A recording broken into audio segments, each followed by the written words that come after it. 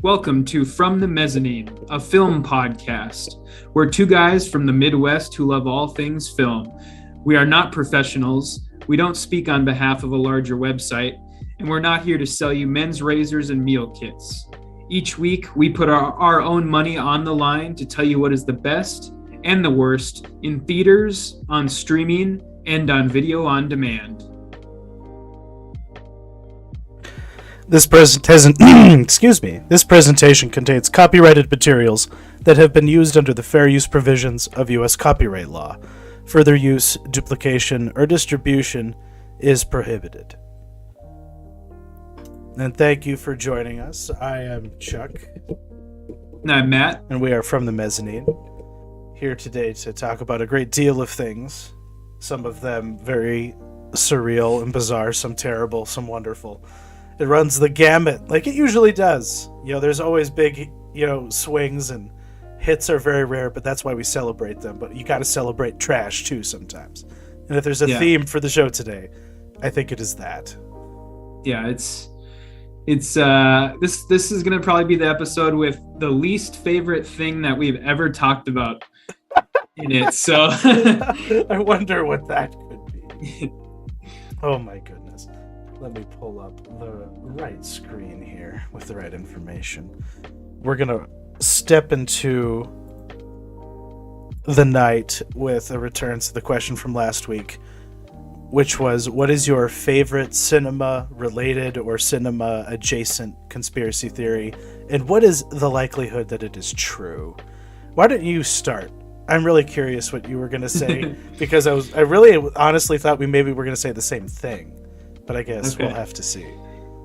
I don't know. I think I thought a little bit outside the box with this one. Right on. And this is more so this isn't a conspiracy theory regarding whether or not it exists. It's a conspiracy theory pertaining to how much it exists. Okay. And so with that, the thing I chose was the Jerry Lewis movie, The Day the Clown Cried, which... Do you know about this? Very familiar. I watched a documentary about it and read quite a few articles. Yeah, interesting story. Yeah, so basically, like I said before, we know it exists, and the big question is how much of it exists and who has their hands on it, and if it'll ever be made available to the public, because. If anybody doesn't know, this was a movie that Jerry Lewis was going to make in the 70s. That was about a clown in Nazi-occupied Germany who got drunk at a bar one night, and then a bunch of Gestapo overheard him and arrested him. And he was sent to like a camp for political prisoners, and then eventually made his way to concentration camp. And while there, a Nazi officer basically uses the clown as a means to lure children into the gas chambers. And it was like in incredibly bad taste. And Jerry Lewis was like ashamed of it his whole life and basically made it so that it would never see the light of day. But in 2012, a Flemish news station got a hold of some footage, and they made a documentary about it. And which is that what this is here? It might or may not be. I think it's just like a YouTube video. Yeah, so basically they got their hands on some footage from the movie, and then in 2016, somebody actually put a pretty good portion of the movie, I think it was like 31 minutes, on YouTube and on Vimeo. and it was very, very quickly taken down. But Yeah. I'm pretty sure a lot of people got copies of it, and you can find it. There's ways to find it nowadays. Obviously, like this is like a 30-minute YouTube documentary about it. That I will credit to the individual very quickly. That was BBC South Today, so that was fairly sinless. Sure. Yeah. And then the biggest thing that's come out about this lately is that in 2015, Jerry Lewis actually gave a copy of the movie to the National Archive. So it's preserved. It's preserved, yeah. They have it. And he stipulated that they cannot screen it until June 2024. That's soon. Yeah, very soon. And the National Archive, they've already confirmed that they do plan on screening it, but they don't plan on releasing it for like distribution. Oh, that's fucked up. I want to be able to see this. I want to be able to have it on Criterion. You know what I mean? Oh my God, that would be wonderful. So, that's an awesome choice. Yeah, very outside the box. Yeah, I remember when, the thing people have to realize about this is I remember in the days of like the early internet or like the early 2000s internet, when this was like an actual conspiracy theory. Yeah, like was it real or not? Yeah. And people were like looking for any sort of evidence about it, and people claimed to have it who didn't have it, and there was fakes made of fake. This sounds like something that would show up at Button-a-thon, the old Harry Knowles Film Festival that he did, like the overnight. Yeah, that sounds like something fucked up he would show there. So yeah, it's very, very interesting, and there is some clips you can actually find some clips on YouTube, and if they're not really that interesting in all honesty, but the movie has become larger than life. I mean, at this point, it's either the most offensive movie in the world or the shittiest movie in the world, and there's not going to be any like middle ground, So. It does kind of have a sort of baggage. The people who made it, this is something I remember from the documentary, was the locals, like the people who got brought into the industry, being actors or extras. Because it was shot in like a rural European setting, I believe. And it was just this like small community got roped into being a big part of this movie. And they were very excited about it. And then the disappointment of kind of knowing why it hasn't been released was part of the sadness of the fact that, it was very distasteful ultimately. Even though it was just, Jerry Lewis just swinging for an Oscar for some reason. Yeah, or I guess I don't know, because Holocaust movies have always been Oscar bait. So yeah, for sure. Yeah. So, and he did eventually get his due with oh God, why can't I think of it? The movie with the Martin Scorsese movie that he's in. Oh, was that The King of Comedy? Yeah, King of Comedy. Yeah. So he did eventually get his due. With the dramatic film, but that's true. But that's mine. What did you dream up here? My choice just feels very passé after listening to yours, because yours was very on point, and because I was trying to think, like, not that I was trying to match you, like I knew what mine was, but I was like, I wonder what he's gonna pick, and that was not one that I considered.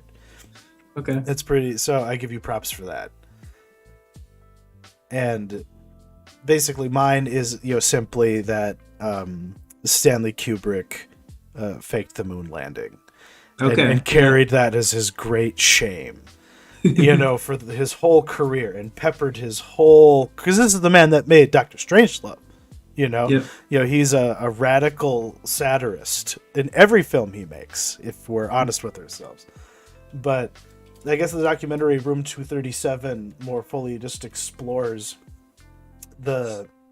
specifically the movie The Shining. Mm-hmm. But it does kind of take a look at the whole breadth of his filmography and how it relates to all of it. And if you're a real like Kubrick truther, like I forget the individual who did it, but there's this whole like YouTube series that now you have to like purchase from the man who made it on his website. Okay. That it's called like Collated Knowledge was the channel, and this dude just was way up his own ass, but it was fascinating how he broke Kubrick down in like the most autistic detail, and I wish I could find that. But oh yeah, if you've seen Room 237, so you kind of get so Yeah. it's the confession movie. It's the one where he's like, "This is how I did it." In like it's like if Stanley Kubrick was like projecting a David Lynch like reality around himself in some kind of a psychosphere, maybe it's true. I don't know. You really have to be off your gourd to take this thing seriously. But that's why I love it, because it's like you can be rational up to a very specific point, and then it's just like, no, then none of this can mean all of this at once. What is like the gist of it? No, I know the gist, but like what's like the main the most convincing thing, the people who believe in this, what's like the most convincing piece of evidence that they bring forth? It's all symbolic, and it's all okay. Yeah, it's all assumptions, based on like taking, certain imagery in a very literal way. And it is very weird that he has this little boy wearing an Apollo 11 sweater, and has, certain his toys arrayed a certain way against the pattern of the carpet, that infamous carpet that pops up everywhere. And just how that relates to his actions in a specific scene. Like, you can take certain readings of Stephen King's Sequence and how it was harnessed to deliver this weird interpretation that they have. And I guess I do kind of have a weird chaos magic view of reality to an extent, where it's like synchronicity matters, and there's so many synchronicities, and that's what they point out more so, is just all these weird alignments that exist within the mechanics of The Shining, and why it was like deliberately used to deliver the kind of message, the very specific message, that there's something weird happened with the moon landing, and like Stanley Kubrick is Danny, basically. It's Danny walking into the room with the ghoul woman in the tub. And that's like the big like filmic moment that like resonates with me, where it's like, yeah, I could believe this. Like this, there is some weird pocket universe where Stanley Kubrick definitely did this, and it's and really it's all of the other conspiracies that shoot off from, well, if we faked it, why did we? What does that mean? And then you just keep going down the rabbit hole. So it's a good rabbit hole that you start with just Kubrick alone, and you wind up reading about the hollow moon, and lizard people, fighting a galactic war with the tall whites and the grays and shit. And yeah, I guess it's all of the parasocial time I've spent in the universe of Henry Zabrowski and like comic book writers like Grant Morrison and Warren Ellis. Like they all played with the notion that, oh, here's the evidence that Stanley Kubrick faked the moon landing. Like that. I think like Desolation Jones was a Wildstorm series, and that was something that comes up. I don't know, it's a trope, kind of, but yeah, that's my favorite one, just because you start with a movie and you wind up asking all sorts of questions, and then reading into why he died shortly after screening it to Warner Brothers, Eyes Wide Shut, to Warner Brothers executives, and dying of a heart attack, and them very deliberately editing his movie so you can't see all that orgy, ritualistic bullshit. Yeah. So yeah, it kind of meshes in with my love for Eyes Wide Shut and The Shining specifically, and what those movies mean to each other, I guess. Sure. So that's my film nerd showing. Ultimately. Yeah, no, that's a good one, and we'll be talking more about the Hollow Moon later on. We definitely will. That's why that's why I brought it up. But there was a lot of fun stuff happening this week. Stuff that nobody really asked for, but that is the theme of life in the streaming era, which we're basically living in now, very comfortably, because they really give us a lot of fluffy shit to roll around in. But yeah, like, what do we make of this new arrival of crap, I clicked the wrong thing. Give me a moment to Yeah, so this is Texas Chainsaw Massacre, right? Brought up Red Letter Media. Yeah, but Texas Chainsaw Massacre is being inflicted on us by Netflix. Why? Well, it's the reason why is because Netflix bought it off of Legendary Pictures because so this originally was filming in August of 2020, and after 1 week of filming, the directing duo that were doing the movie quit the movie because of creative differences, and so Legendary Pictures brought in a new director, and the movie has screened multiple times for test audiences. Ooh. And it got terrible reactions, and so Legendary just sold the movie to Netflix. They were just like, we don't want this. Okay, so Netflix is the bargain bin now. Yep. And so it's like shit not fit for theaters. Yeah, I mean Netflix doesn't care about quality. All they care about is IP. Content. Give me that ownership, please. It can be good. It could be bad. We don't give a shit. We just need content, And so that's what we get here. But the story with this is ignoring all the other sequels. It's a direct sequel to the original Texas Chainsaw Massacre. A move I can respect.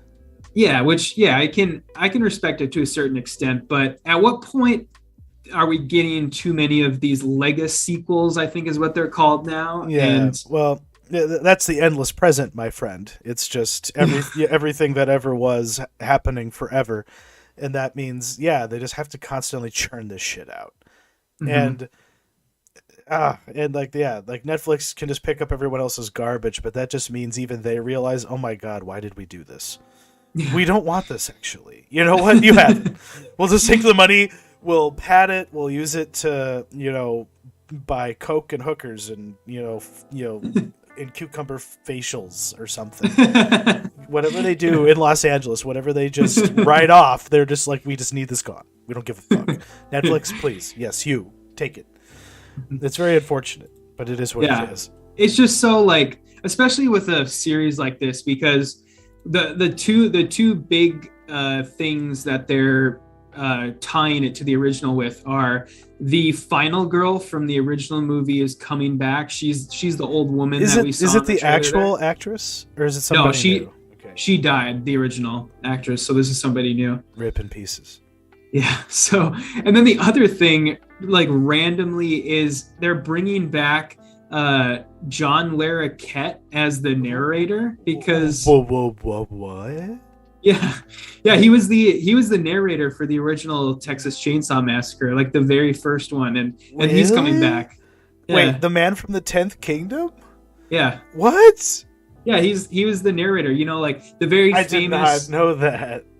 The very famous opening of Texas Chainsaw Massacre, where the words scroll up the screen. I did not know that. I must be a dummy.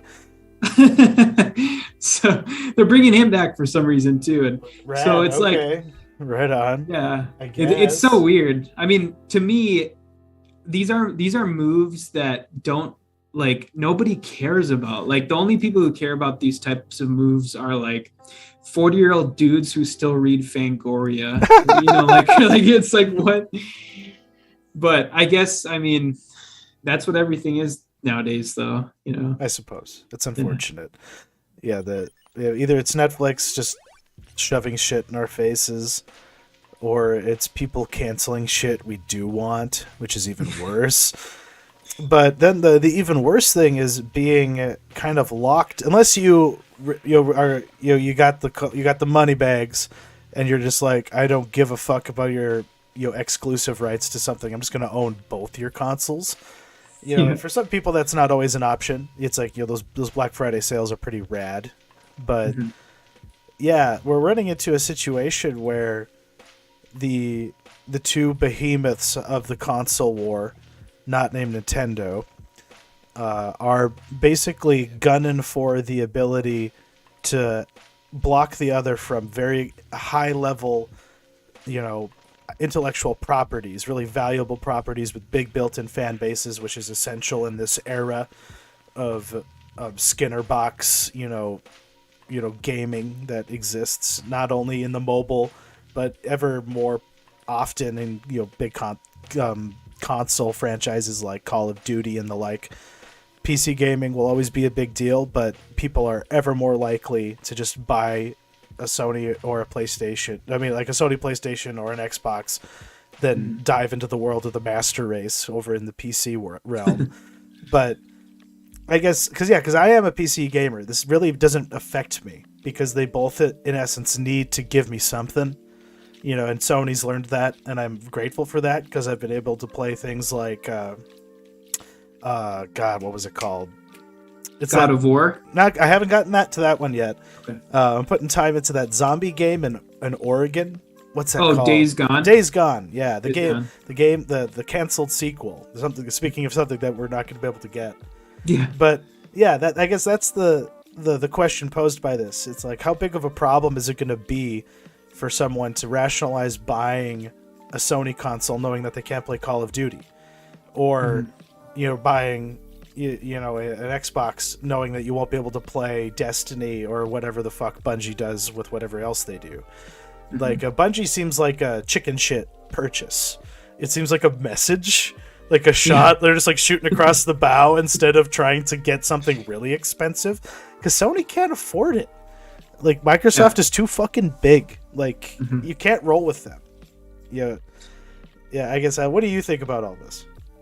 Yeah, well, I mean, I think it's pretty obvious that Microsoft wants to see, their end game is to see Xbox Game Pass on every console. They want Xbox Game Pass on Sony consoles, and they want, they want to get so big, and they want Xbox Game Pass to be so big that Sony has no choice but to put it on their console. And that's why, I don't know if you've heard about these rumors of Sony's Spartacus.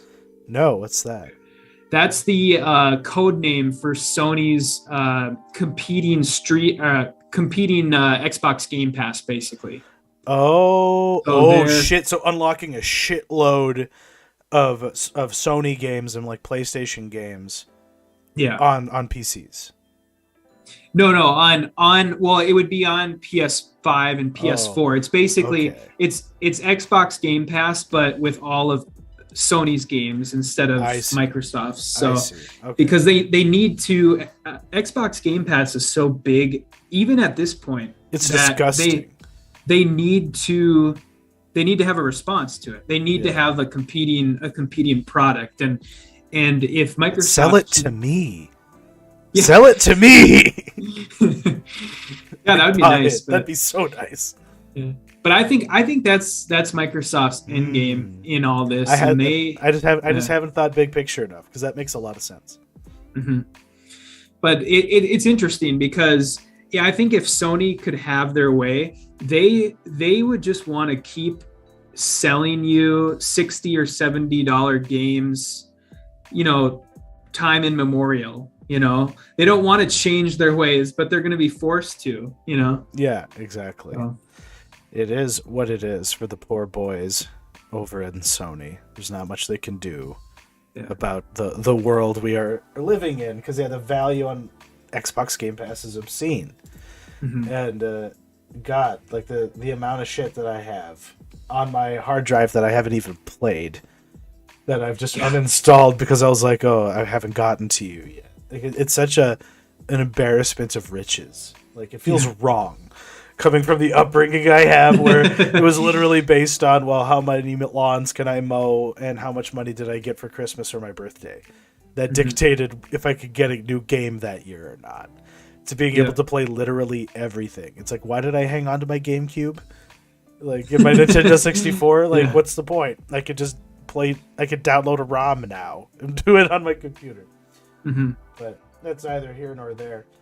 We run into the next, big step in the preview. I mean, the streaming wars, which is throwing out more, ball swinging in these preview stingers that they've been putting out.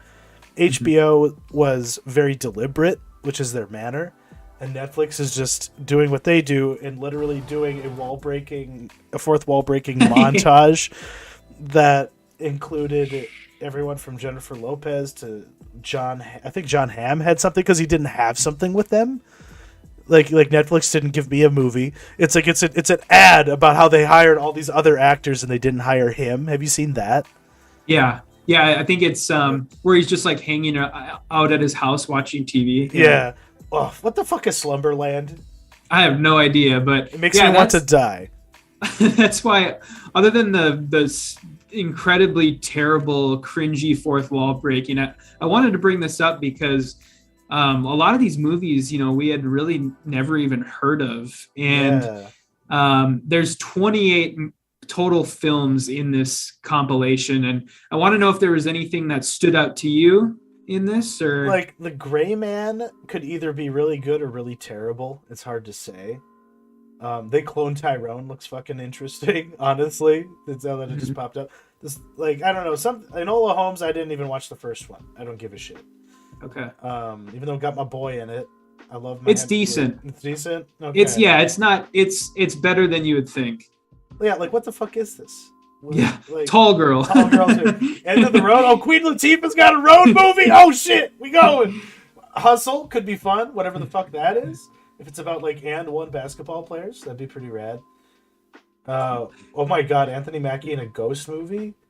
Marky Mark? I wrote down, it's interesting that you brought up that Gray Man movie because that's actually one of the ones I wrote down too, because that's most of this looks pretty by the numbers bullshit as far as I'm concerned.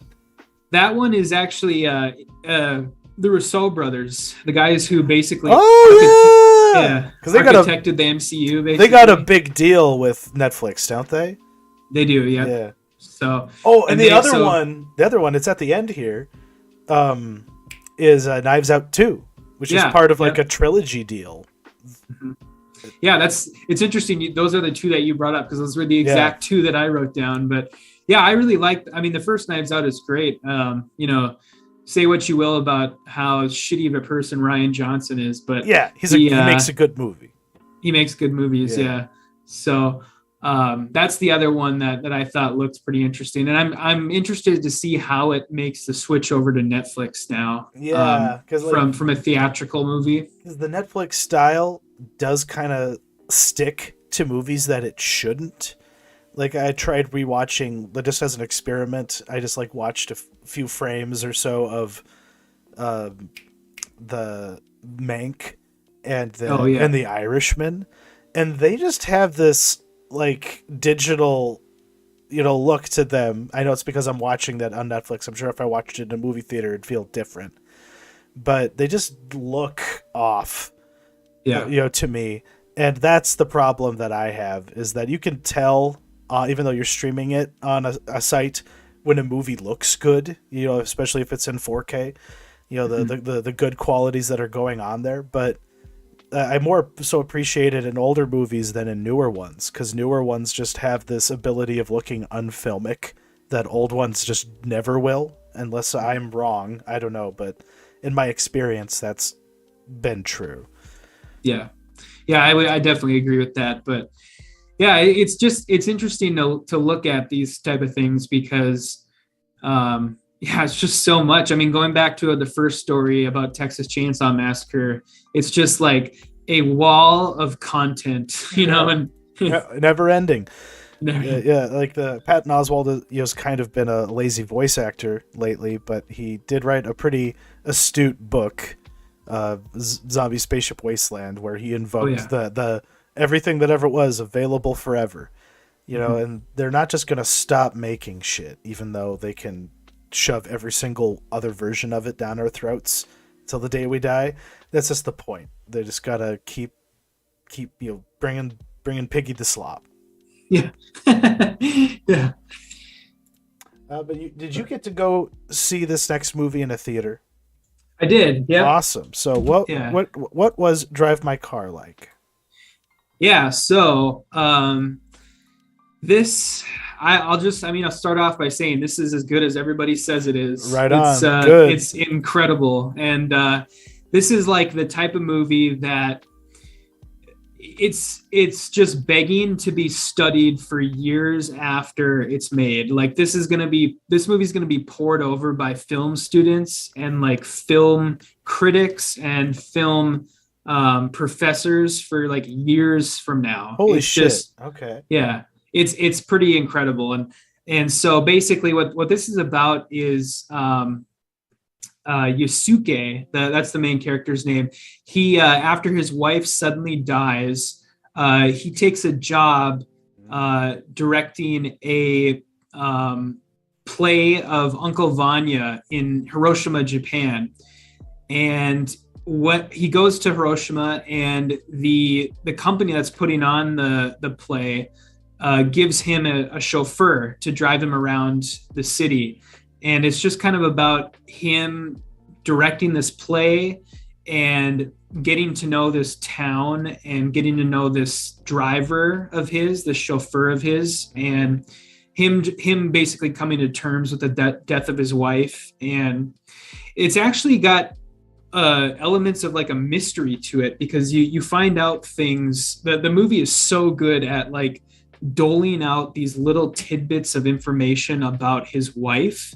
You find things out about her after she died, and it's just kind of doling out these little tidbits, and it's so well done. It's so like naturally done, and it doesn't feel contrived at all. And this is just the type of movie that you just like let wash over you. Like the whole thing is incredibly meditative, and it's a lot of shots of them driving throughout Hiroshima. And the opening, I don't know if you've heard about this, but one of the things, I mean, this movie's 3 hours long, so it's very, very long. And the opening credits don't come until 42 minutes into the movie. Holy shit, that's fucking bold. Yeah. I appreciate that.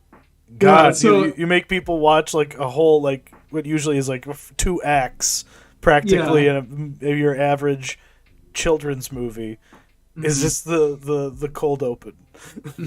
Yeah, and that is pretty much the prologue of the movie, is the first 42 minutes, because that's kind of where everything kind of falls into place and sets everything in motion. But yeah, really, really good. I mean, I think this is going to get a Criterion release probably, because it's a Janus Films, which they do a lot of stuff with Criterion. And the only other thing I'd say about it is if you're going to see it, and this goes for anybody, brush up on your Uncle Vanya, because I know nothing about it.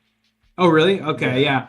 At the very least, like look up like a spark notes of it, because you kind of need to know, what it's about in order to get sort of some of the references they make, and the sort of the comparisons between the play and his actual life in the film. Right. So, but yeah, very good. Highly, highly recommended. This would definitely, I haven't thought about it too much, but the one thing I will say is, had I watched this before we did our best of 2021 episode, this would have been on my top 10 for sure. For sure. So yeah, for sure. Good to know. Because it sounds like some like brass balled filmmaking, so I got to check that out. Yeah. And it comes from good source material, good stock, as it were. Yeah. Which you maybe could have said about the Gilded Age had it not been completely boring.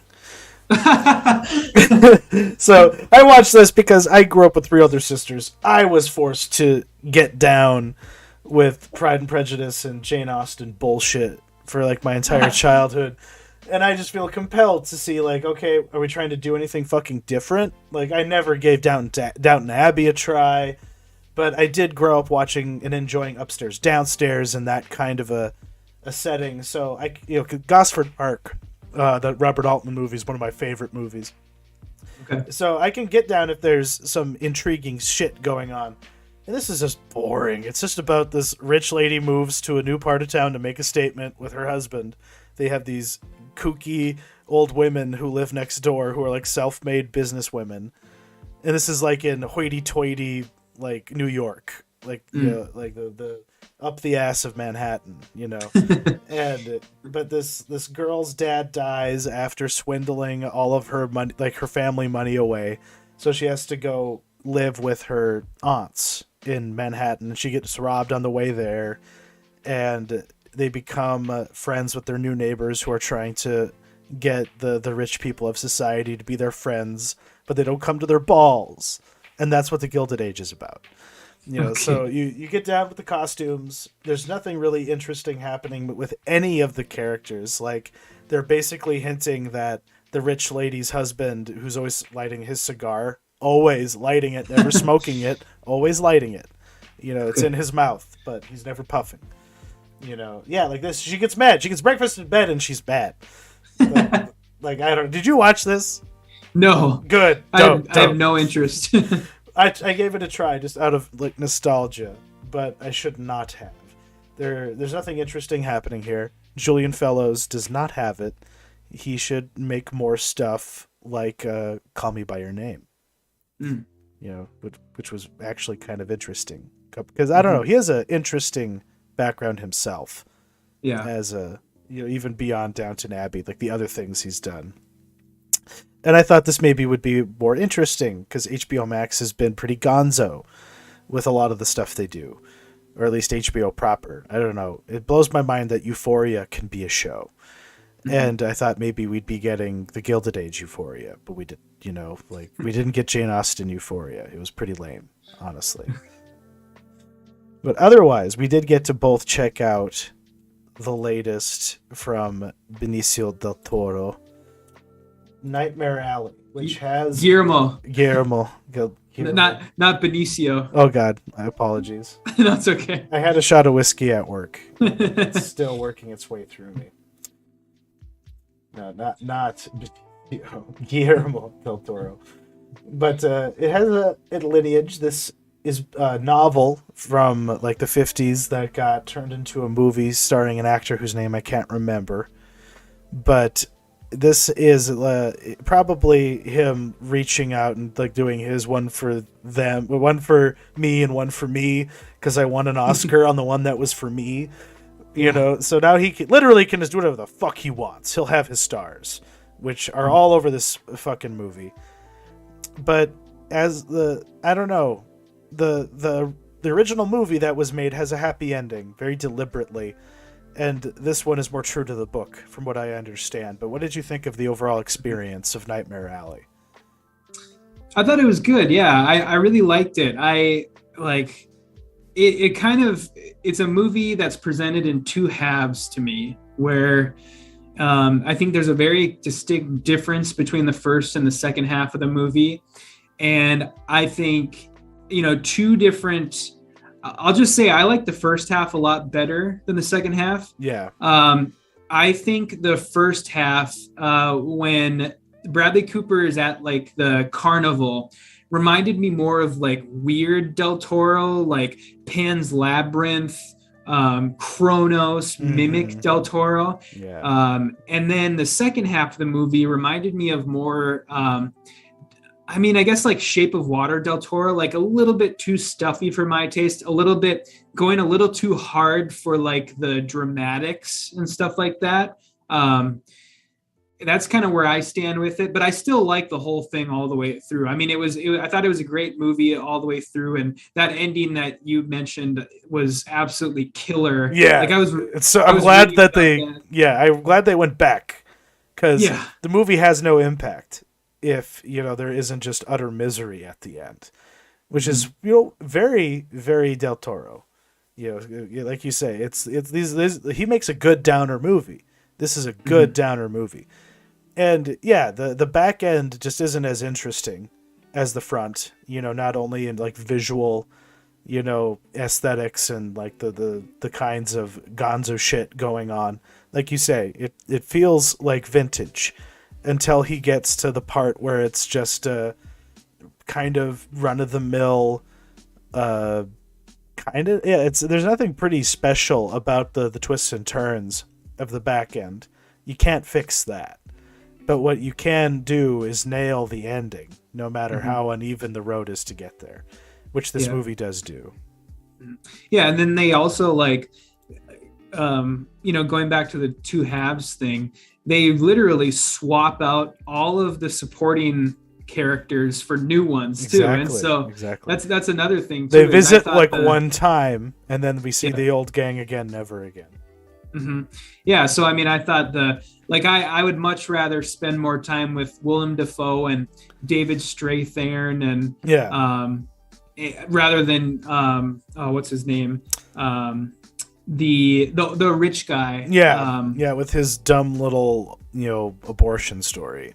Yeah. It's like it's boring. You can see a certain duplicitous character coming a mile a fucking way. Like this femme fatale kind of just sticks out like a sore thumb, which is unfortunate because she's Cate Blanchett. But yeah, like everything that happened, I saw coming. Mm-hmm. Like I didn't spoil the story for myself. Until like after I went back and I had to like refer to a Wikipedia article at one point because I was not that I was confused, but I was like, wait a minute. Like what? Like how did he die? And then I remembered about the wood alcohol, but I'm a dummy and I just wasn't paying enough attention. Too distracted because this was streamed. That's the problem. It wasn't in a theater where the only thing that could disturb me is the teenagers and old women around me eating popcorn and using their fucking phones. Oh. But we'll talk about that more later. But Nightmare Alley, I guess my feeling is I failed this movie. I wasn't as captive to it as I should have been when I watched it. My life has just been rather busy lately, as I'll be getting into later as well. But yeah, definitely worth your time. It's on HBO Max, right? Yeah, and Hulu. And Hulu. Oof. Double dipping. Get it. Yeah. It's always annoying when it's like, okay, well, why do I have you if you have it? If he has it too. Like, what's the point? But I had to go digging to find the next movie I'm going to discuss. Because I don't know if you've seen this one. It's actually one from last year or even it was 2021. But are you familiar with the saga of a certain young lady on Twitter from 2015 named Zola? Yeah, I haven't seen this movie, but I'm aware of the story. Yeah. And I guess when I was researching this, what I found out was the guy that wrote one of my favorite nonfiction books about the guys that made Doom and Quake, David Kushner, wrote the follow-up on this that the movie's based on. But they also are very clear that, okay, even though David Kushner laid out exactly what was true, verifiably about this story, we're just gonna be as literal to her Twitter feed as we can, which is why the movie has these incessant like social media like you get all of the notifications that all these characters get throughout the movie. So annoying, number one. It's fucking annoying. But at the same time, I had forgotten much about what had happened in the Twitter feed, but I did remember it being very tense and batshit insane at times. And it's like you're watching Tarantino in real life, involving these grimy backwoods characters, including this like Nigerian pimp who talks either like the coolest black man you've ever heard or the most angry Nigerian you've ever heard. Like the actor like deliberately has a transition between the two accents. And it's when he needs to be dangerous, the Nigerian comes out. And the character's called X initially. But Cousin Greg is in this. It's a pretty wild movie. And this young lady who's a stripper named Zola is working her shift at Hooters and gets roped by, is it the granddaughter of Elvis? What's her name? The actress? The actress. Riley Keough. Riley right? Keough, yeah. She plays the blonde young lady there. And she like meets her at Hooters while she's like on like an outing as like an escort, at Hooters, and she gets her Facebook and her Twitter, and they both work a night at a strip club, and then the next day she's like, hey, come with me with my boyfriend and my roommate to Florida. We're gonna go strip and make money. And it's like I said, very literal to what she tweeted. So she was like, there's literally her like boyfriend being like, who the fuck you talking to? It's like, who's taking up all your time? And it's just this other chick. And then when the stripper plan comes out, it's like, okay, hold on, I have to fuck my man and make him straight, because he really doesn't like what's going on right now. It's like all the beats were there, but I also was made very aware of how the story just completely stops.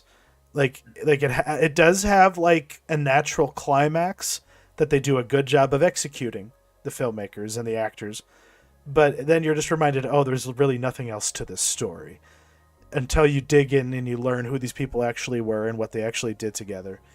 And it becomes a little less fun. So they maintain the heightened reality of Twitter for the movie, very much so. But it was worth your time. It wasn't too long. It wasn't offensive. And, Cousin Greg is properly cucked, which is what he's good for. And yeah, it is what it is. Where did you watch this? It was on like a video on demand. Okay. Yeah, so I just pulled the trigger and spent a few bucks, and because it was cheap. That's the only reason I did it, because it was like $3. I was just like, okay, I'll do that. Yeah. Yeah, that's the thing. It looks like a proper A24 movie, but yeah, apart from the tension of certain scenes, you're just kind of reminded, oh, there's nothing much to this. Mm-hmm. Sure. But I didn't get a chance to watch Pam and Tommy, but apparently, do they have the full run of it out, or is it just a few episodes? It's 3 right now. Okay. Yeah, so this, I don't want to spend a whole lot of time on this because, it's, in all honesty, it's pretty typical biopic. It's basically tells the story of when Tommy Lee and Pamela Anderson met, and then leading up to when a sex tape of them was stolen out of their safe in their house and then put on the internet. Oh, okay.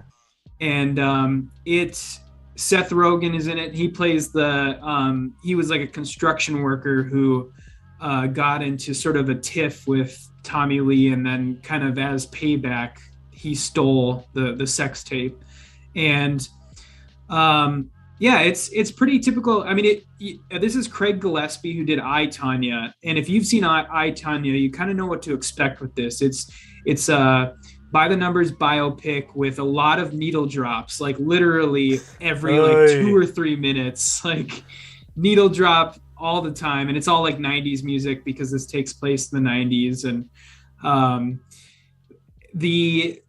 the one thing that's kind of weird that they try and do is they really, really try and make you sympathize with Pamela Anderson and Tommy Lee, kind of like in this way that's like, you are the bad guys, America, for watching the sex tape and perpetuating the sex tape. And they really literally like lay it on thick. Like they really try and get you to feel sorry for them, but it's kind of works in varying degrees, because there's this one scene where Tommy Lee is at home and he's watching like a behind the music like TV show on TV, and it's about Motley Crue, and they're basically talking about how Motley Crue is washed up and grunge is the new thing, and then the camera pans to Tommy Lee and he's looking real sad, and then it does like hard cut to the outside of his multi-million-dollar mansion, and it's like, oh yeah, I don't really feel bad for this guy. He lives in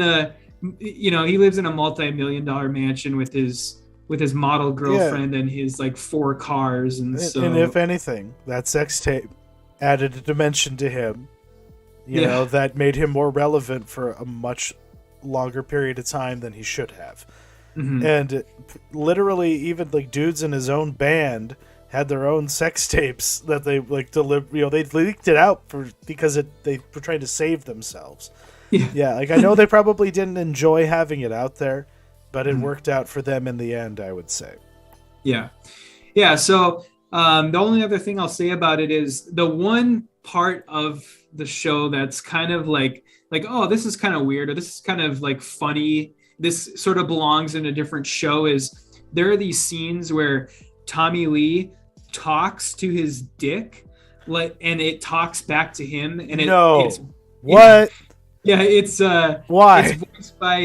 it's voiced by Jason Mantzoukas. Okay, that's too much. Yeah, it's like, but the funny thing about it is they show it, and they show everything, and not only that, but they give his dick like waggling motions, like it's what? like Why? it's talking. It's so weird. Yeah. Who the fuck are these people? Like what? Yeah, what? Like, okay, we're talking about the day the clown cried. Why wasn't there someone like being like, "What the fuck are we doing?" It's really strange. The world shouldn't see this. Mm-hmm. This show is very, very R-rated too. Like, beyond that, this show is very, very, like, they lay on the nudity, they lay on the sex scenes, and not that I'm like opposed to any of that, but it's not like a typical Hulu show where, this Hulu, which is majority owned by Disney, this is not what you expect, but yeah, you get multiple scenes of Tommy Lee talking to his dick, and it's all out there. So utterly bizarre. It still has my interest. I still have my Hulu account for like a week, so I might try and fit some time in for it.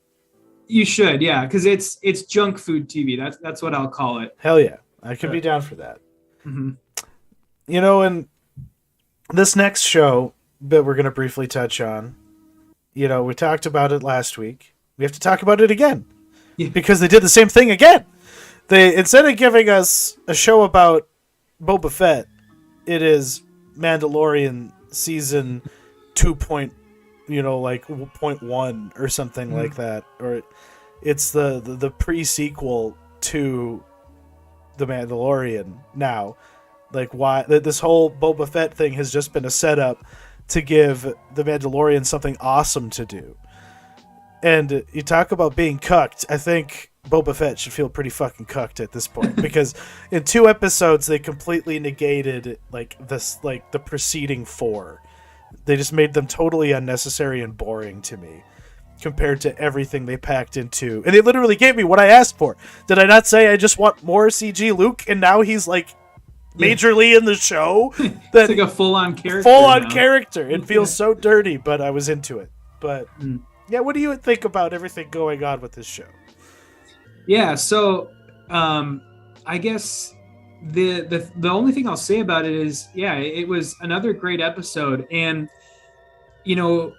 once we got to the end of the episode, they had one scene of the actual like Boba Fett series, and it's that scene at the end where Boba Fett and Black Cursitan and then his like speeder bike kids, they were all huddled around that hologram, kind of planning their heist for the next episode. And when it got to that scene at the end, I was literally like, oh God, like, I don't want this. Like, it was noticeably like, it was just a noticeable like, I don't want this. Like, go back to the Mandalorian stuff, even though that was the only scene of it that we got in the entire episode. And they needed to like give 30 seconds to them. Yeah. And it just, those scenes now, when you compare these scenes from that should be in the Mandalorian show to these Boba Fett scenes, the Boba Fett stuff really feels like prequel Star Wars in a bad way. In a bad way. It's like it's like they're making all the lame choices that George Lucas would make. Which I guess this is probably the hubris of Filoni more than anything. Being like, well, I've played in this sandbox for so long, but he very much is reflective of that era, of the prequel era, because the Clone Wars is what he's put his name on, and all of the shows that have followed that, built off of what he did. And so does this. So does The Mandalorian, and so does Boba Fett, because they're like, I will say, having our boy Space Givens Space Raylan Givens getting taken out by that one guy, that one evil dude with like he actually looks really creepy, honestly. Like the effect of that character was really good. Mm-hmm. And so like getting back to that Boba, like that's what started the escalating the stakes. Was, I guess they needed that, but they held off from doing it until after Mando could meet with him and try and recruit him. You know, and because it's Cobb is his name, actually, his character in this. Yeah, Cobb Vanth. Cobb Vanth.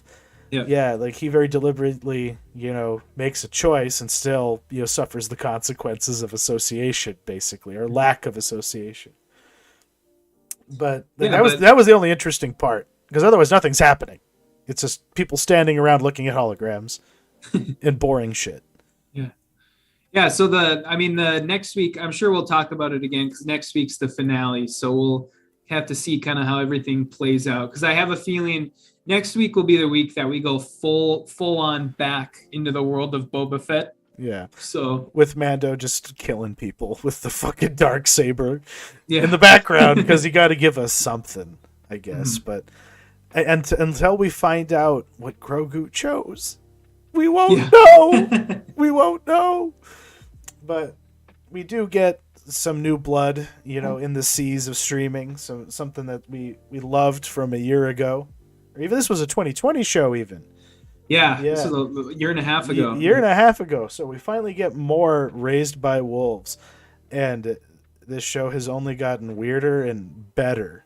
I love everything that is going on in this new season. The things are still just making no sense, and everything that I wanted to see back is back, and all sorts of things I hadn't considered are fucking happening. But still is wildly fun, imaginative, and chock full of some decent special effects, good physical effects. I do have huge complaints about the standards of the special effects in this new season.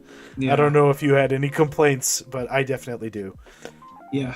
There was the scene where the one guy, when his ship crashed into acid water, and he was using that that weird pulley thing to get back to shore. Yeah, that was so badly edited. Bad. And that's just the tip of the iceberg. Like, there was a stretch there where, like, every time a ship was on screen, it wasn't that the ship looked bad, because they very deliberately make their ships, like, have no shape except flat surfaces. But, like, the textures of, like, the trees and the ground and the water just is, like, PlayStation 2 era bad. It's embarrassing. It's like, I was like, is this Babylon 5? Did we go back all the way to like 1997 whenever that fucking show was on the air? Because that's what it felt like, Babylon 5 here and there, unless they were doing badass shit, and having that flying space serpent like become like a real necessary threat.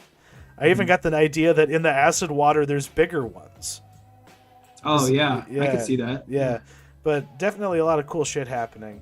And I like the new developments of showing the other side of human nature, where a completely rational, supposedly atheistic society still worships a god. It's just a quantum computer literally governing every thought you have and every decision you make. It's such a horrific existence humanity lives in this universe, and I just love finding out more and more about it. Yeah, me too. Yeah, very excited to see where it goes. And the first two episodes that we got were a lot of setup, but I don't know if you watched the preview for this third episode that'll come out this next week, but I have not. It looks like it's gonna really ramp up. So really looking forward to that, and I'm sure we'll talk about this one again. Absolutely, it's good. It is kind of like the other essential show for me. It is bizarre to me that it exists. Like, props to Ridley Scott for directing that pilot, because it resonated huge for me. I just wish the show had a better opening credit sequence, or none at all. I hate the song. Yeah. It makes me so bored. Yeah. I skip it every time. It trips me out because I'm like, am I fucking watching the Affair? Oh no, okay, this is Raised by Wolves. But this is a show I haven't checked out yet that we're going to talk about next. But it totally blows my mind that Tom Cruise let this franchise go. So Amazon's Reacher, what's going on here? Mm-hmm. Yeah, so I'm going to be really quick about this one. This is basically this week's segment in What Dad's Like. That's what this is. And so this show is basically, I would call it one step above a CSI Miami or a Blue Bloods. Okay. Where oh, God. It's pretty procedural, and it's pretty generic. And the one saving grace of it is the guy who is Jack Reacher in the show. Okay. His name is Alan Richson, and he does the character pretty good. And he, as far as I know, I haven't read the books, but from what, there's no reason to. It's Lee Childs. Yeah. So, but from what people say, he does the character justice, and it is a pretty good character. Like it's very well fleshed out, and it's not very generic, but other than that, the show doesn't have much going for it. Yeah, like you say, this is CBS basically. Pretty much, yeah. It's CBS, but it's on Amazon Prime, and this belongs in the same area of Amazon Prime that like Bosch lives in. Yes, goddamn, fuck Bosch. My mom watched Bosch. I couldn't get into it. I got like the first season where like this serial killer is like, I'm just gonna act like I killed this dude's mom just to fuck with him, and I was just like, what? What? Like that's how you're starting your show? Okay. Yeah, it's like it has the same kind of bizarre nonsense like Dexter has, but it's not as fun. Mm-hmm. Yeah, pretty much. So coming up next, we're gonna jump into the Mentionables, and I just have a big ol' shout out to make to Bismarck Mandan. I'm going to be moving to Minot in with my girlfriend, and I spent about 3 years here. Moved here I guess like 2.5, we'll say. End of 2019, in with my buddy Steve Banyai, and I worked a couple shit jobs, one at a hotel and another at a bar that won't be named for legal reasons. But I picked up another gig at a place called the Craftgate, so I just want to shout them out quick. They're an arcade bar, and they do pizza and sandwiches and salads and the like, but they got good game selection, like some choice, oldies. They have those plug and play, consoles that are like NESs and the Super NESs. And there's lots of good people who work there. The people who run it are pretty awesome. And yeah, the best work environment I've had, best group of people I've had, and yeah, they got a cool like wall collage that some local artist made for them, and unfortunately, Nick put his thumb right on their fucking pizza, and the world will see it forever. But yeah, never say die, because you can play as much as you want. You pour your own beer. It has a beer wall, and you get like a special ID card to tie to it. So they're the only one in North Dakota, I think, for now, until someone also picks it up. But they're connected to a local brewery called Laughing Sun. I'll shout them out too. They got good local music and the best meat in town. And the beer they make is pretty awesome, especially for a town as tiny as Bismarck. They really stand out. Bismarck Brewing Company is also pretty fucking cool. They got good Chimera, like strain hops. So they have these like really tart sours, if you're into that sort of thing. Sure. Yeah, I guess the Rice Bowl, best Chinese place, that isn't King House in Fargo. May it rest in peace. Unless it's open again. Last I heard it closed. But yeah, Rice Bowl is pretty fucking cool. And yeah, but it's going to be bittersweet leaving this place. I got pretty fucking comfortable here. But yeah, my day job will now be at Dot's Pretzels until they find out about this podcast and decide that I must be fired. Yeah, it'll be interesting because Minot is how big is Minot compared to Bismarck? It's not significantly smaller, right? But it is smaller, correct? Yeah. Their population is actually 50,000 people, dang near. 48,377. Okay. So Bismarck population is 73. So Okay. Bismarck's marginally bigger. It's gotten a lot of growth. Like my sister and her family moved here, and they increased the population by a percentage point at least, just because of how many fucking kids they have. Love them to pieces. They have another one on the way. She will be due any day now, basically.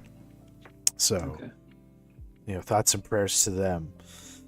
As they live in Bismarck and I move to Minot to enjoy the great parks that I'm going to take November to. And, they do have a pretty nice downtown. They got some good places to drink. I will miss the Luft in downtown Bismarck and that whole building. Humpback Sally's got shut down, but an Indian place is there now called India Clay Oven. If you love Indian food, it's so good. The lamb rogan Josh is just, it'll burn your ass off though, unfortunately, because they don't always like clarify your spice preference, and sometimes they go hardcore if they think you can handle it, and sometimes they are wrong. But I guess that's all I have to say about that. But you had. And a lot of other gamers, my coworker Corey was really fucking excited about this. It's keeping him from playing Pokemon. But Dying Light 2 is dropped. Yeah, so I just got this on Friday and was really looking forward to this. I played through the first one and really loved it. And this is kind of just more of the same, which is not a bad thing. This game it's a first person, but it's not really a shooter because there's actually like no guns in the game. It's all melee weapons. Really interesting. And I think you can get like a crossbow at some point, but that's about it. And so it's kind of the parkour of a game like Mirror's Edge mixed with the first person combat of if anybody knows this reference, Dark Messiah of Might and Magic. I do. I do know that reference.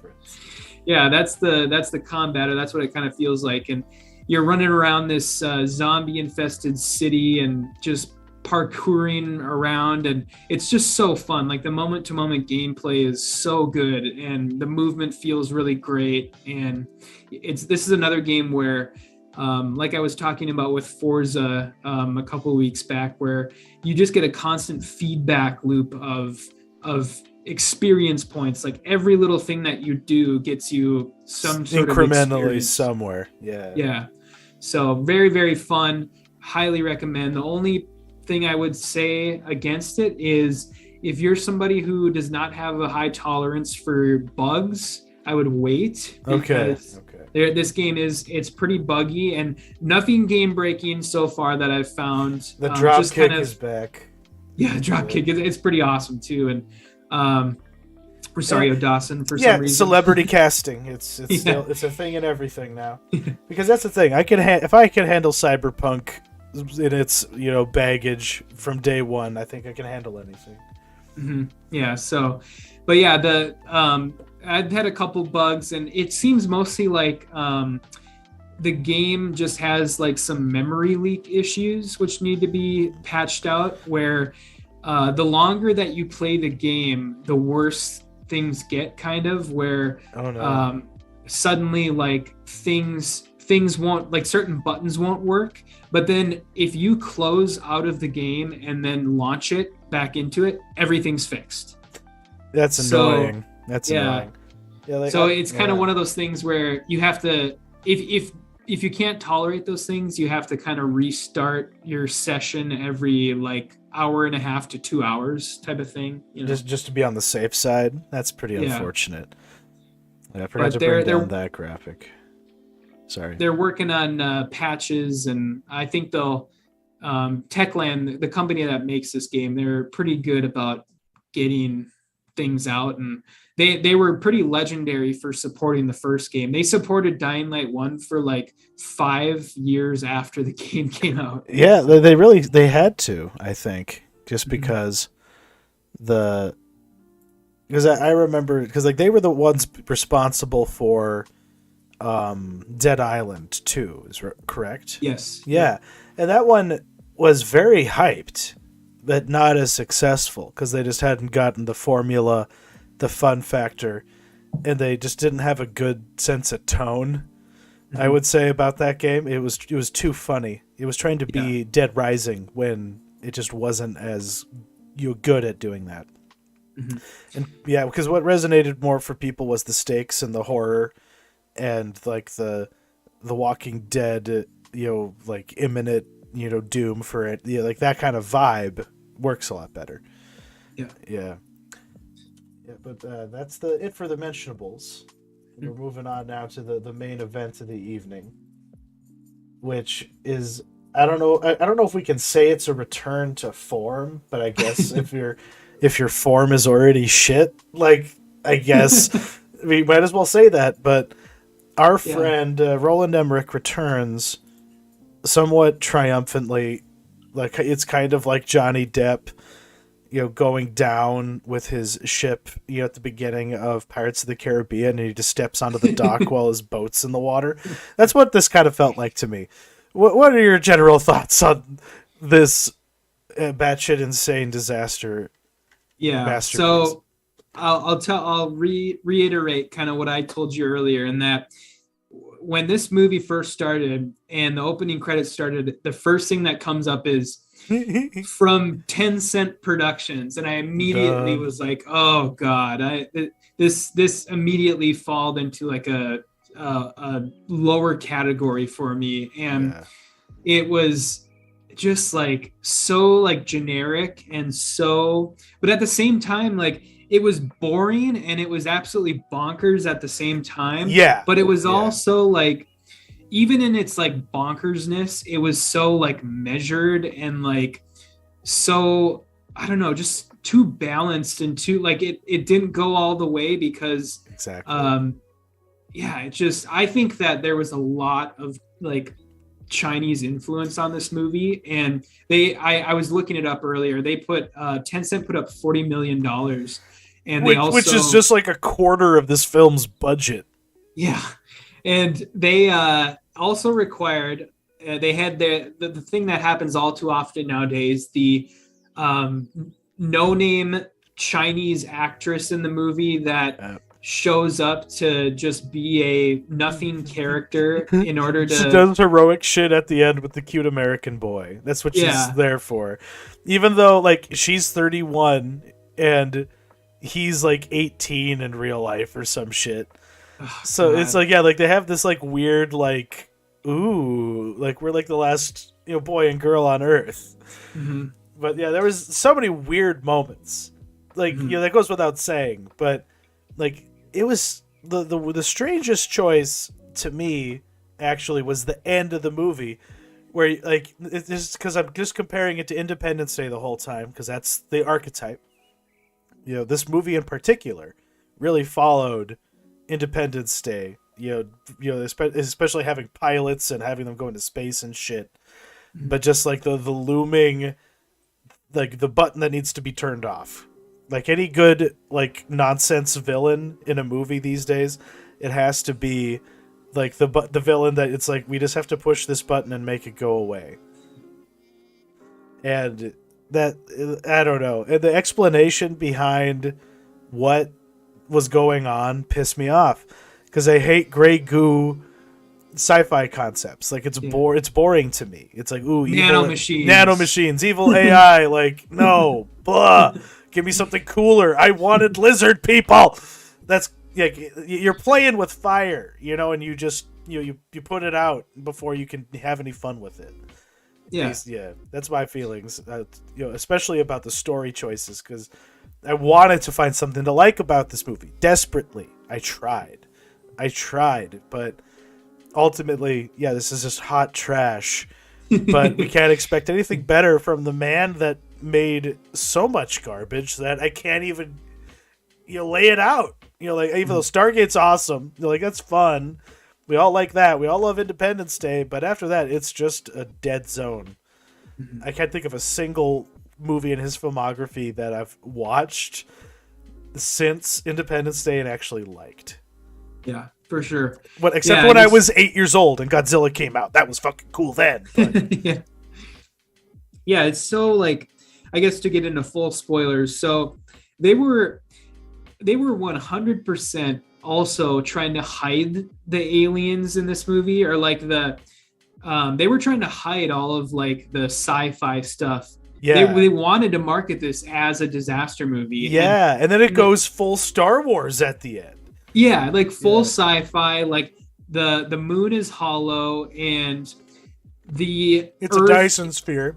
Yeah, and the Earth is like an alien species restarting like their population to get away from a rogue AI, like that wiped out all organic sentience.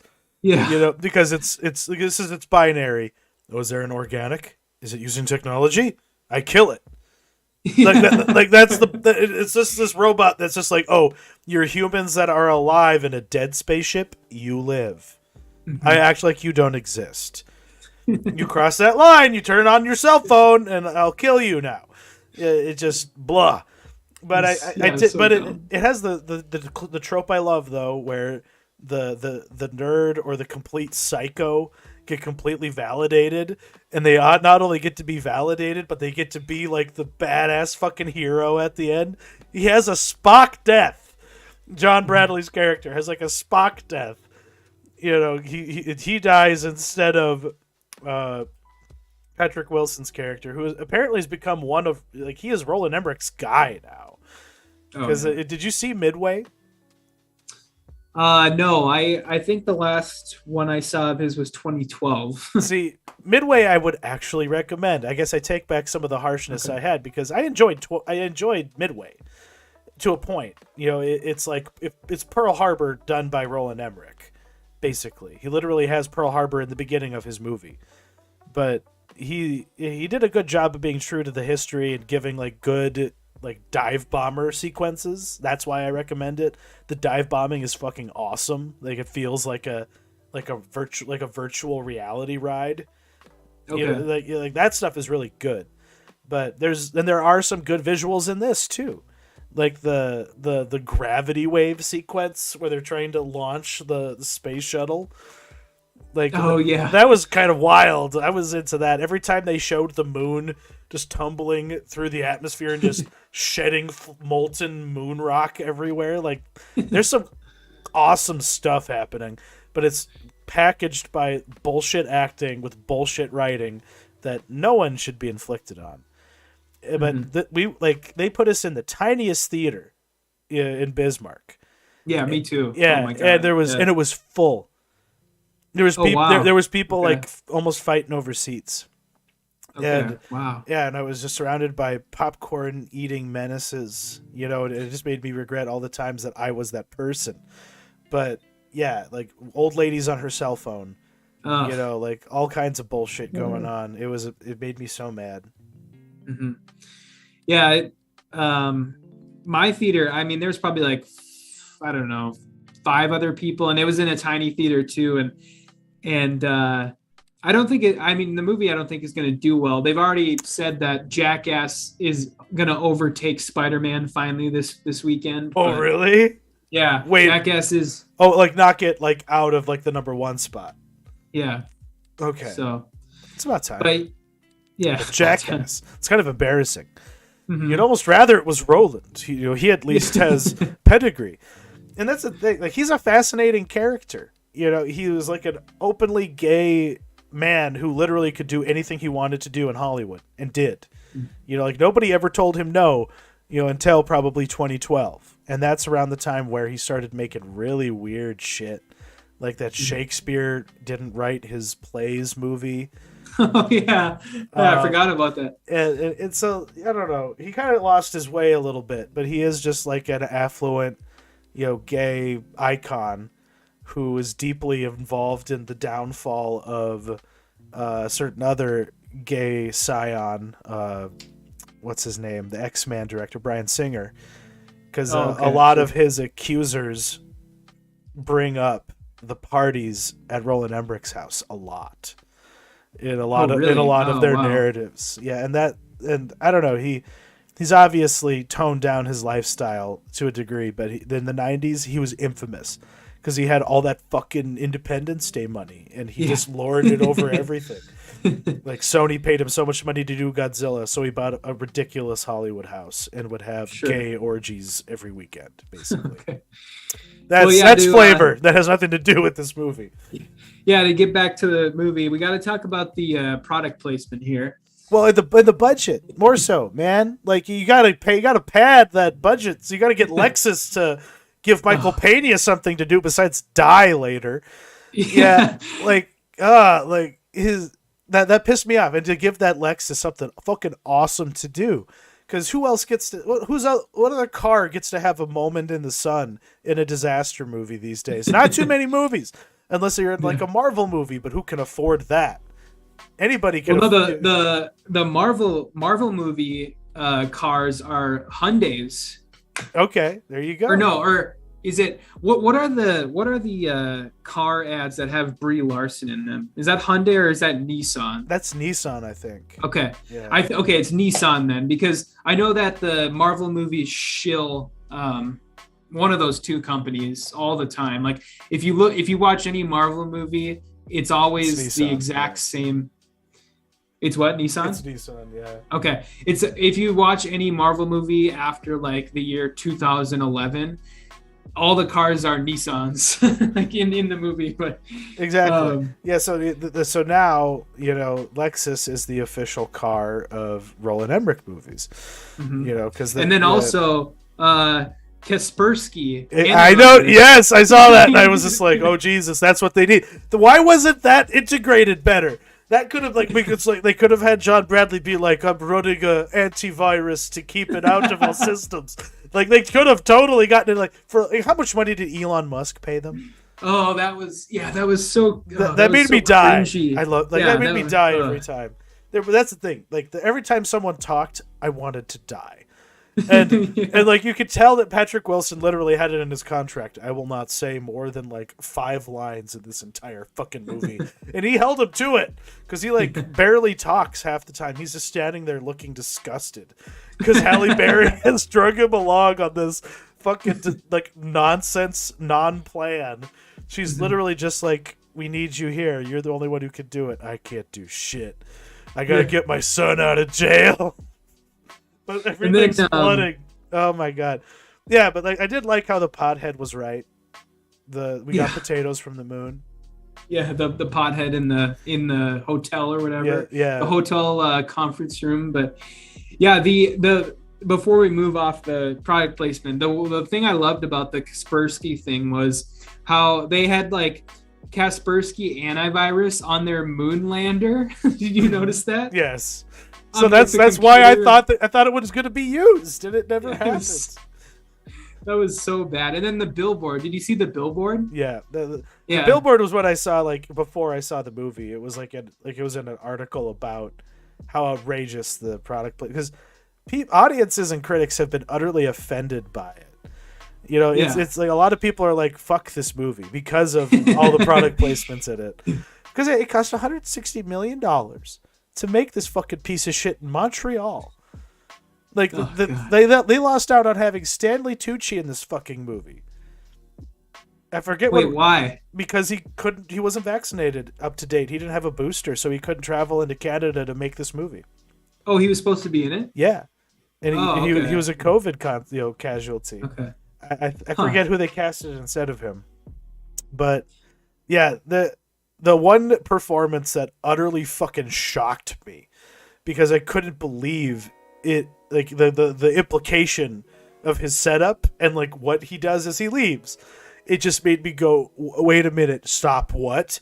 Is Donald Sutherland, who shows up. He shows up for a single exposition dump, but before you see him, he's just got a loaded fucking pistol on his desk. And he's ready to fucking blow his brains out in the NASA archives where all the secrets are kept.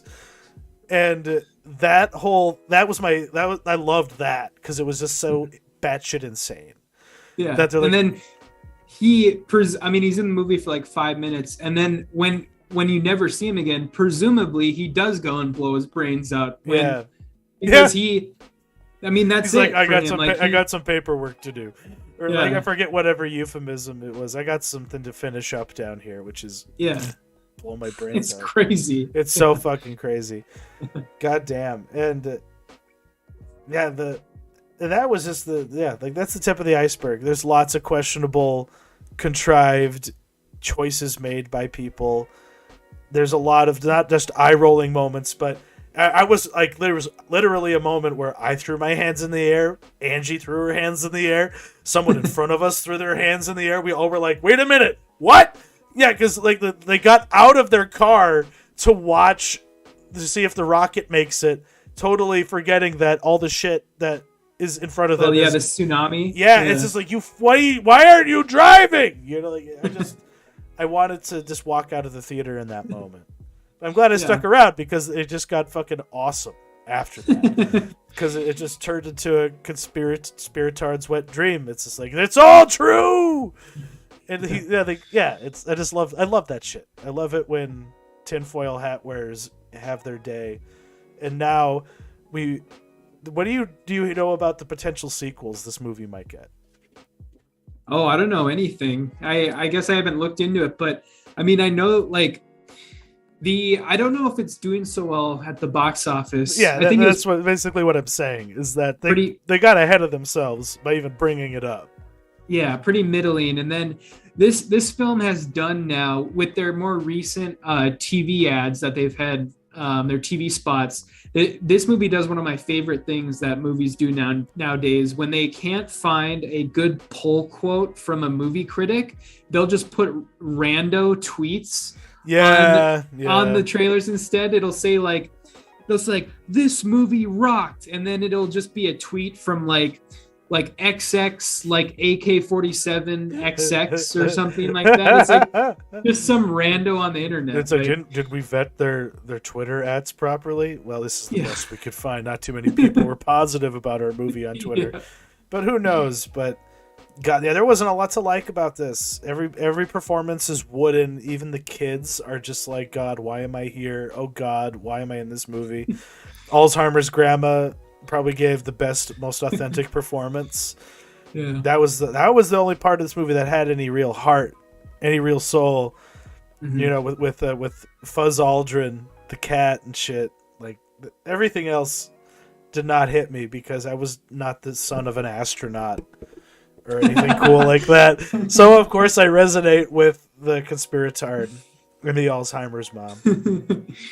Yeah, it's pretty baffling. And the last thing I guess I have to say about it is, you know, kind of going back to what we were talking about last week, like be very careful, Hollywood, because these are the type of like middling, low grade shit that's gonna start happening to our movies if you continue letting Chinese like corporations into like financing your movies. You know, this is the shit that happens, and it's gonna get worse too, because I'm sure there were things, there's no doubt in my mind that when this movie was made, there was a like consultant on set that was making from Tencent that was making sure that they were abiding by all of the, because this movie Moonfall is one of the few movies that has in the year 2022 that has a premiere date in China. This is going to come out in China. And it's because they had to get through all those checks and balances. So instead of this is the beginning, because we went from them like importing our actors to be in their movies that they would market to the world but not be able to sell to the world. Now they're just literally buying our quote unquote movies and bringing them to the world, you know, without us really feeling like even though you can definitely feel the influence if you pay attention, but if you're just casual about it, you're not noticing. You know, if you're not tuned into the weirdness of having this like 31-year-old pop star from China be like initially I thought that she and Halle Berry were married. Yeah, me too. That's what I I thought was too. bamboozled. I was like, they did everything but like peck each other to like good morning and goodbye. It blew my mind when I was like, wait a minute, she's a nanny, and it wasn't until I was like halfway through the fucking movie that became apparent to me. Did you know that actress is also uncredited? Yeah. Like yeah. she wasn't in the credits. I had to, because they're not marketing her to us, but for sure she's going to be pretty high up in the Chinese version. Mm-hmm. Yeah, and I noticed that because I was like, wait a minute, what's the name of that lady? And then when I looked up her actual name, I was like, yeah, she was not in there. Mm-hmm. Very strange. Yeah, very. But yeah, I guess final words. I would say don't go see this in theaters and Definitely see. not. I mean, I guess watch it if this in the future pops up on one of your streaming services of choice. Yeah, check it out. Then watch it maybe, but otherwise, why would you? Yeah, it is my feeling on that. Mm-hmm. So moving on to next week, we have a little movie from our friend Kenneth Branagh, which he held off on releasing for some reason. I forget why. Maybe just COVID. But it's Death on the Nile. Another is it Hercule Poirot? Yeah. Yep. Poirot mystery that 2 years in the making. From what I understand, this movie has been done since 2019. That's insane. Yeah. Hopefully, that's the thing. It's like at least it looks like 2019. I guess we'll say that. Mm-hmm. Well, I mean, it's got Armie Hammer in it, who's never going to be in another movie ever again. So is it really because he's a cannibal, or is it just that he has weird sex? What went wrong with Armie Hammer? He didn't actually act on his like cannibalist fantasies, but he has. There was just like a bunch of texts that came out of him talking about like chopping up a woman and eating her. What the fuck? Yeah. See, the cannibal cop went to jail for that. Is it just because he wasn't specific? I guess that's why. Well, because he didn't act on anything. Yeah. He chalked it up to fantasy. So bizarre. Oh my god. So yeah, you're right. Yeah, you're not gonna be getting "Call Me by Your Name" 2 after this. No.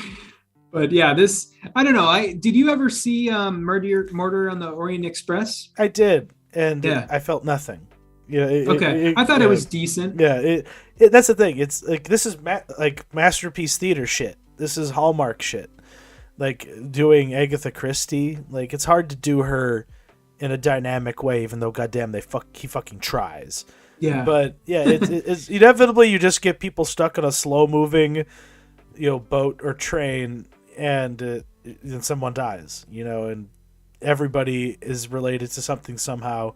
And either it's interesting or it's not. And I've never really been a fan of that kind of mystery novel, but I enjoyed Knives Out, because it totally does something a little different with it, I guess. Yeah. Mm-hmm. But I'm not too excited about it, but at the same time, I have a soft spot for it, but I'm going to probably wait till streaming, but I don't know. Maybe the cinematography is worth it. Yeah, we'll have to see. But we'll have to see. Yeah, and then next, this one's weird. Big Bug, which is the new Jean-Pierre Jeunet movie. The director of Amélie. Very strange. This is a Netflix release. Yeah, what was that other movie he had after Amélie? This reminds me of that. Let's see. Not Delicatessen. Not Delicatessen. Well, it doesn't matter. It's like Micmacs. Micmacs. Okay, yeah. But yeah, like this is in some French, surreal future, and there's robots that are turning on humans. so yeah, it's him doing the Jetsons basically. Yeah. I can't tell. This isn't supposed to be like a kids movie, right? I would think not. Okay, that's what I don't know. I couldn't tell the first time I was watching this trailer. Like. And if you look at the poster looks very like kids movie-esque, but I don't think so. Probably not. Yeah, that's the thing. This has that European sensibility to its aesthetics, but yeah, this, I don't know who this is marketed to. It better not be children, like because kids aren't gonna have a good time with this. It's like recommending The Island of the Lost Children as a family movie when no, that's not a family movie. That is bizarre. But yeah, like this is just the uncanny valley is so real with all the robots. Mm-hmm. It's very deeply unsettling just as a trailer. So I can only imagine what the movie's like. Mm-hmm. Yeah, and then next up we've got Kimmy, I believe is how it's pronounced. Yeah, what is this? What's Kimmy? So this is the latest from Steven Soderbergh. Wait, I thought he was retired. I thought he just did recuts of old movies and put them on his website. Yeah, according to him, but he's still making movies. What a tool. Love him to death, but so is this about like what is this about? I know nothing. I'm not too sure, to be honest with you. It seems like some sort of thriller starring Zoe Kravitz, and she's the new It girl, Yeah, for sure. Yeah. And this is going to be dropping directly on HBO Max next week. Hey, that guy's in this. Who's that? The guy in the window. He's the older brother from Home Improvement. Oh, okay. Okay, yep. He shows up in Blue Ruin more recently. Oh, yeah. But yeah, I mean this it looks interesting, and I mean it's Soderbergh, so you got to be down for it.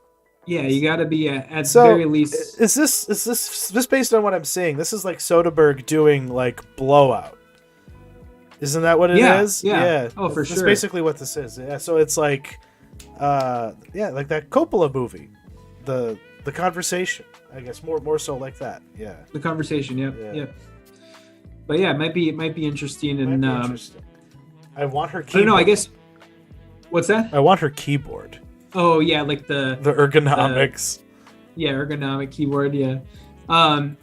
I guess we kind of have to do this in real time now that we forgot about this before we started recording, but we got to figure out what we're gonna do next week. And do we have? So is this a potential that we could see? That would probably be my vote. Would be to do the Kimi movie, because I mean I'm not really that interested in Death on the Nile either. Yeah. So that would be my. It'll be a little easier because I will be moving this week. So it'll be a little easier if it's just on streaming. Yeah, we can do that. We can do that. Yeah. And then the last movie that we have on releasing next week is called Catch the Fair One. So this is the chick boxing? Well, I'm really interested in this. This is coming out of a lot of film festival. It's been screening now for quite a while at various festivals throughout the US, and very good word of mouth.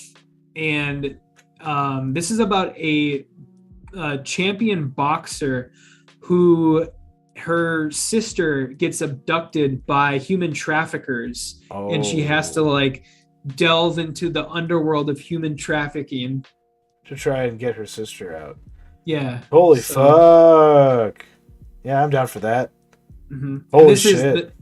The nice thing about this one is it's actually it's going to be in select theaters this week, but they will also be releasing it day and date on VOD. So good for that. You should be able to pick this one up on your movie rental place of choice, which I will more than likely be doing this week. So. No, definitely. I'm going to have to check this out as well. Looks right up my alley. Yeah. But coming up on the end of the show here, we do have another parting question to close with. What documentary film caused you to alter how you live your life or changed your worldview?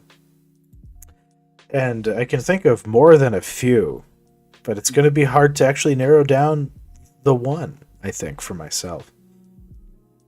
Yeah, same. I was kind of trying to think of a question for this week, and this is the one that I settled on putting in our doc. And I was just thinking about what is one that just made a large impact on you, or just kind of changed the way you saw things, saw the world, or even changed a habit that you have or something like that. Okay, yeah, Yeah. yeah. Like what did the polemic shake you? Like, did you look at, dolphin harvesting differently?